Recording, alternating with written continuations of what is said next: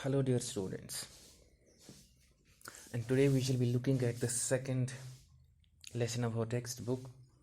It's titled An Excellent Father, and it's written by Jane Austen.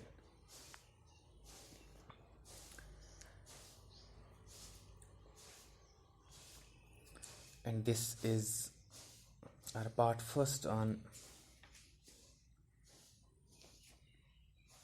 this story.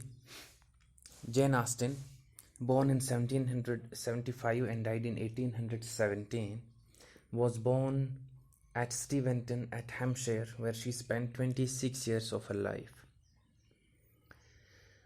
She was the seventh of 8 children born to her parents.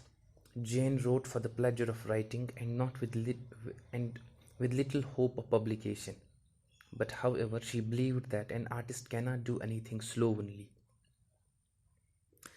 Her major works include Pride and Prejudice, Sense and Sensibility, Mansfield Park, Emma, and Northanger Abbey. प्यारे बच्चों, इस story का नाम an excellent father है। Title से ही आपको ये इतना अंदाज़ा हो जाएगा कि किसी एक अच्छे बाप के बारे में कहानी है जो कि अपने बच्चों के हवाले से कोई ऐसे बड़े काम अंजाम दे रहा है जिसकी बदौलत उनको हम कह सकते हैं कि वो एक एक्सीलेंट फादर हैं।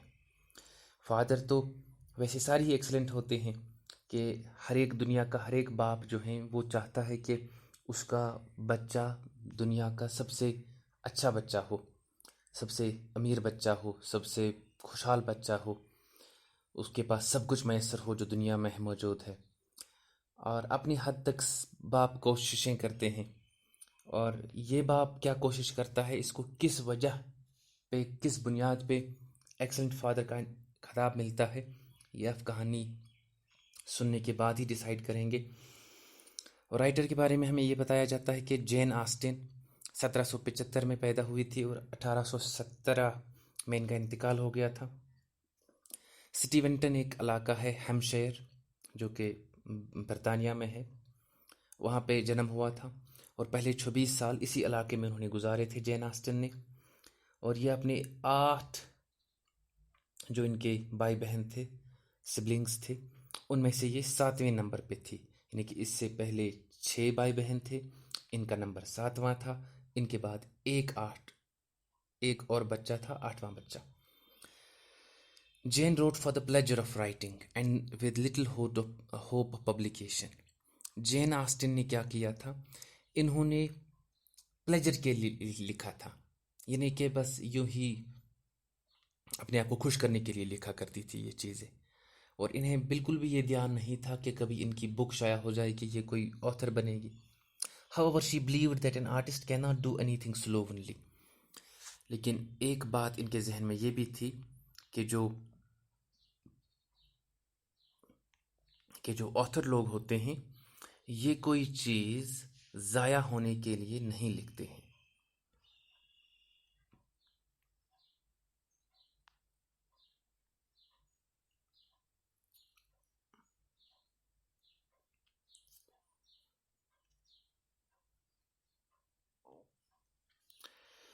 This extract has been taken from Jane Austen's famous novel Pride and Prejudice. और ये जो कहानी हम पढ़ने जा रहे हैं इसको एक्सट्रैक्ट लिया है जेन ऑस्टिन की एक मशहूर नॉवल से। उस नॉवल का नाम है प्राइड एंड प्रेजुडिस। नॉवल का नाम है, नॉवल एक बहुत बड़ी कहानी होती है। एक किताब में सिर्फ एक कहानी होती है शुरू से एंड तक, उसको नॉवल कहते हैं। एक लंबी चौड़ी कहानी होती है और किसी एक कैरेक्टर के बारे में या किसी एक जनरेशन के बारे में, उसको नॉवल कहते हैं। ठीक, स्टोरी बुक होती है तो उसमें बहुत सारी स्टोरीज़ नहीं होती, बल्कि एक स्टोरी शुरू से लेकर के एंड तक, किसी एक इंसान की पूरी ज़िंदगी, किसी एक इंसान की हाफ ज़िंदगी या कोई अहम पहलू उसमें दर्ज होता है, उसको नॉवल कहते हैं। Netherfield park is vacant for a long time. Netherfield park एक जगह का नाम है, एक बिल्डिंग का नाम है। वो कुछ टाइम से बहुत खाली पड़ी थी, उसमें कोई नहीं रहता था। At last a rich young gentleman mister Bingley decides to take the place. और इस जगह को आखिर पे मिस्टर बिंगले जो कि एक नौजवान अमीर आदमी है, वो इसको डिसाइड करता है कि मैं ले लूँ।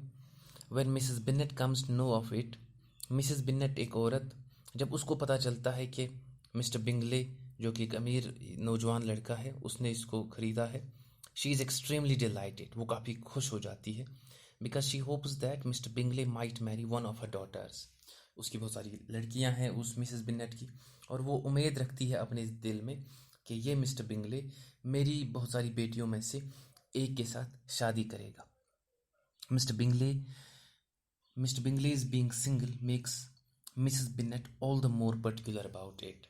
चूँकि मिस्टर बिंगले सिंगल है, और ये हकीकत जो मिस्टर बिंगले की है कि वो सिंगल है, इस चीज़ से ज़्यादा पुरुमेद हैं ये मिसेस बिन्नेट कि ये मेरी बेटियों में से एक के साथ शादी करेगा।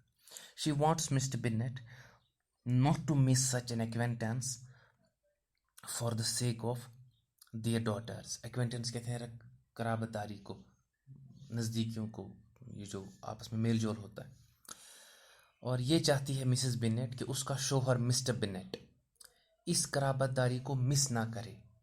ये जो एक मौका इनको मिला है अपनी बेटियों में से एक बेटी की शादी करने का, और वो नहीं चाहती कि मिस्टर बिन्नेट उसका शोहर इस मौके को गंवा दे। She has an apprehension that some other mother with an eligible daughter would exploit such a golden opportunity. Apprehension कहते हैं जहन में कोई बात होने को, ठीक, अंदाज़ा होने को।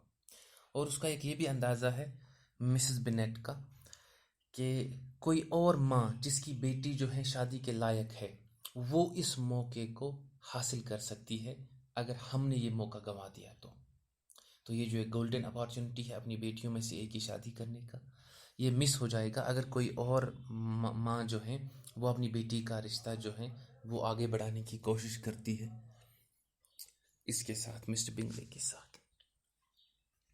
और ये इंट्रोडक्शन है हमारे इस लेसन का। और नेक्स्ट में हम डायरेक्टली स्टोरी पे जाएंगे। और आज के लिए आपको सिर्फ इतना याद रखना है कि title of the story is an excellent father, और इसको जिसने लिखा है उसका नाम है जैन ऑस्टिन। और जैन ऑस्टिन के बारे में ये बताया है कि 1775 में उनका जन्म हुआ और 1817 में 1817 उनका इंतकाल हो गया। स्टीवेंटन हैम्पशायर जो कि बरतानिया में है, वहाँ पे इनका जन्म हुआ था। और अपने माँ बाप के 8 औलादों में से ये 7वें नंबर पे पैदाइश हुई थी इनकी। और इन्होंने लिखा था सिर्फ अपनी प्लेजर के लिए, अपनी खुशी के लिए, और इनको कम ही ध्यान था इस बात के ऊपर कि मैं कभी अपनी बुक जो है पब्लिश कर पाऊँगी। लेकिन ये भी इनके जहन में था कि एक राइटर जो होता है वो कभी फजूल चीज़ों को नहीं लिखता है, यानी कि ज़ाया होने के लिए चीज़ों को नहीं लिखता है। और इनकी जो मेजर किताबें हैं उनमें से एक किताब का नाम है प्राइड एंड प्रेजुडिस जो कि नॉवल है। दूसरी नॉवल इनकी है सेंस एंड सेंसिबिलिटी। तीसरी नॉवल इनकी है मैन्सफील्ड पार्क। और चौथी इनकी बुक है इम्मा जिसका नाम है, ये भी नॉवल है। और लास्ट नॉवल जो इन्होंने लिखी थी उसका नाम है नॉर्थेंगर एब्बी। और अब ये एक्सीलेंट फादर जो हैं, किस तरह से इसको हम कहेंगे कि एक्सीलेंट है, वो हमें कहानी पढ़ने के साथ साथ ही पता चल पाएगा कि एक्सीलेंट फादर ये किस बुनियाद पे इसको लक़ब मिला है, खिताब मिला है। थैंक यू डियर स्टूडेंट्स, आज के लिए इतना ही। नेक्स्ट वाले लेसन में हम डायरेक्टली कहानी पे जाएंगे और देखेंगे कि क्या हो रहा है कहानी में। Thank you dear students.